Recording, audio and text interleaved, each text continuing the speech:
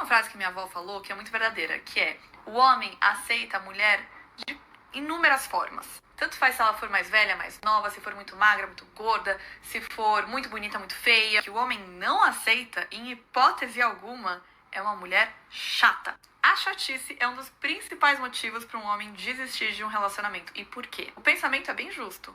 Se a mulher tá reclamando hoje de coisas pequenas, imagina daqui 20 anos, quando a vida ficar um pouco mais difícil. Então a mulher pode ser tudo, menos chata e reclamona. E o que é bem justo. Um grande fator que faz com que as pessoas se separem é o dinheiro.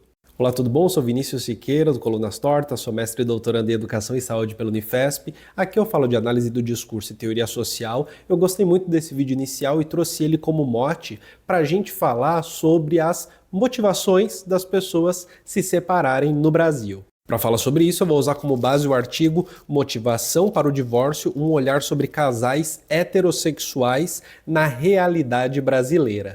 E esse artigo é da Ana Paula Sanmartin Peralta e colaboradores. E aí ela faz uma revisão bibliográfica de artigos, teses e dissertações de 2018 até 2025 sobre o assunto. Então o que ela fez? Ela reuniu todos os artigos, teses, ela filtrou aqueles que falavam diretamente sobre o assunto e ela tentou pegar desse bolo, tentou pegar meio que o resultado disso. E o primeiro ponto que elas trazem para a gente são as diferenças socioeconômicas dos casais. Elas vão dizer que há uma tendência, quando há um equilíbrio e uma segurança econômica entre os membros do casal, a tendência é que esse relacionamento possa durar um pouco mais, porque o capital financeiro acaba funcionando como um amortecedor das tensões do dia a dia. Isso faz, evidentemente, também com que casais de baixíssima renda fiquem mais vulneráveis perante as tensões econômicas do dia a dia. É sobretudo nas classes mais baixas que uma distribuição desigual de dinheiro, de poder econômico na relação, fragiliza ainda mais o que vai se tornar o casamento, o que vai se tornar esse dia a dia. O tempo de casamento também tem uma relação direta, e esse é o segundo ponto, porque 48% dos casamentos tendem a terminar antes dos 10 anos. A gente vive num tempo em que as pessoas conseguem perceber cada vez mais que não é necessário se matar para se manter casado. Então as mudanças nas expectativas que se tem de si próprio e do cônjuge, ou mudanças de o que vai ser minha realização pessoal, por exemplo, mudanças relacionadas ao entendimento de si próprio, vão fazer com que, num período de até 10 anos, você tenha um monte de casal se separando, sem necessariamente ter sobre si uma responsabilidade extramundana, quase religiosa, de manter um casamento que, ao que tudo indica, não vai ser legal. Vale dizer também que para algumas pesquisas é mostrado que, principalmente quando os filhos saem de casa, você tem uma percepção diferente do funcionamento da conjugalidade, Porque aí há uma redefinição de o que é minha vida. Para que eu sirvo? Eu estou aqui para quê? Qual é o meu objetivo individual no mundo? O terceiro ponto que elas colocam na pesquisa é o seguinte, que é a educação formal das pessoas. Educação e construção de carreira acabam sendo coisas diretamente relacionadas a dados de divórcio, e um dos dados é: hoje em dia você tem mulheres com educação muito mais alta, e essas mulheres com mais educação tendem a ter primeiro uma carreira para depois ter um casamento. E os dados indicam que, em geral, casamentos que começam mais tarde têm uma tendência de ter um divórcio com mais probabilidade do que aqueles que começam mais cedo.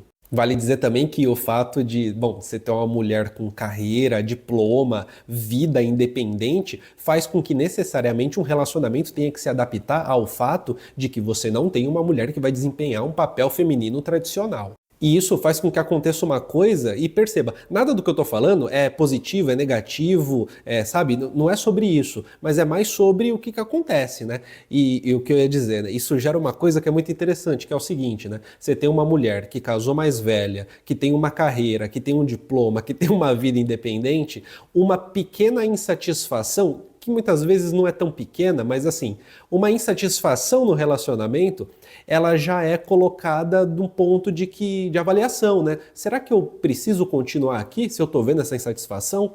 Eu não sou dependente econômica, não sou dependente emocional, tenho uma vida. Será que eu preciso continuar aqui dentro? Nesse contexto, quando as mulheres que têm diploma, que têm carreira, se casaram mais velhas, percebem que no relacionamento há um abandono emocional ou uma sobrecarga doméstica, elas olham para isso e tomam a decisão de vazar e seguir a vida, né? E é interessante que nesse mesmo tópico o que é indicado é que casais que conseguem, mesmo casando mais velho, independentemente disso, mas que conseguem dividir tarefas, conseguem dar apoio mútuo emocional, que conseguem refazer os papéis tradicionais de gênero, tendem a ter casamentos mais duradouros e mais satisfatórios. O que é muito interessante, né? Porque se por um lado uma autoeducação, ela faz com que os indivíduos, individualmente, tenham uma segurança maior para seguir sua vida, ao mesmo tempo leva a um desafio, que eu diria que é, no fundo, o desafio daquilo que é assim, né? Um machismo tradicional versus uma realidade contemporânea em que, independentemente de ser uma mulher feminista ou não, não tem nada a ver com isso, né? Mas simplesmente por ser uma mulher que trabalha e que, portanto, experimentou o gostinho da autonomia financeira, você não vai conseguir manter o mesmo tipo de relação tradicionalista que a vovó tinha. O quarto ponto que eu vou citar aqui é a falta de comunicação, né? Ou uma comunicação que seja eficiente, porque tomar decisão no dia a dia, conseguir resolver problemas no dia a dia precisa disso, e esse é um dos fatores que envolvem as separações no Brasil. Tem um ponto que é muito interessante, que talvez ele mostre a permanência de certos casais, ele indique pra gente sobre essa permanência, né? Que são as pressões sociais, pressões de círculos de amizade, pressões familiares, né? Principalmente em relação às famílias de origem dos homens, a pressão familiar ela tende a fazer com que a insatisfação seja deixada de lado para se manter a norma cultural da permanência no casamento. Isso porque o divórcio é tratado como uma falha pessoal em geral e não como uma decisão que se pode tomar para seguir uma vida melhor. Eu queria também citar rapidamente o artigo Separação Conjugal, aspectos implicados nessa decisão, reverberação e projetos futuros. Esse é da Eliana Zordan, da PUC do Rio Grande do Sul. E aqui ela fez uma entrevista com 8 diferentes pessoas, né, que faziam parte de casais, e ela bateu as respostas com as pesquisas mais amplas que foram feitas sobre o assunto. E a primeira coisa que é interessante de se perceber é que uma das motivações específicas que levam ao término do relacionamento é a infidelidade, obviamente. Mas principalmente a traição masculina, pois é. E aí é interessante porque o flagra da traição ou traições sucessivas que implicam em uma dor da traição, que é a dor de perceber que se está sendo traído, isso faz com que a relação não tenha como continuar. E é interessante também observar que geralmente, vai indicar essa pesquisa, que a separação ela reverbera de uma maneira mais negativa para o homem do que para a mulher. A mulher consegue investir nas amizades, na criação dos filhos, no emprego e dá conta de se livrar desse luto, dessa situação mais pesada, negativa.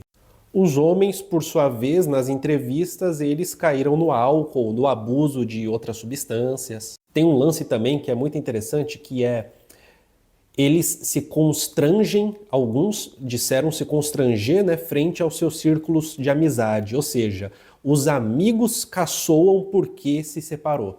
E vai dizer a pesquisadora que talvez isso seja relacionado ao fato de que, para esses rapazes, né, o entendimento da família e do divórcio, por sua vez, né, não é só o de você perder a esposa, é de você perder a família mesmo, como um todo, e tudo que ela representa. Ou seja, não é que o cara ele separou e aí depois de separar ele ficou meio zoado, etc, etc. É que na separação o status de pai de família, que é um ótimo status, foi perdido. E quando ele é perdido, acabou, né? Acabou. Um pedaço da identidade vai embora. Então é isso, minha gente. Só quis acrescentar uma coisinha aqui, outra ali, para a gente poder entender que essa coisa da separação, né? Eu aguento uma mulher chata, a mulher aguenta um cara chato, que talvez isso tenha contornos que vão, talvez, para um outro lado também. Tudo bem, minha gente?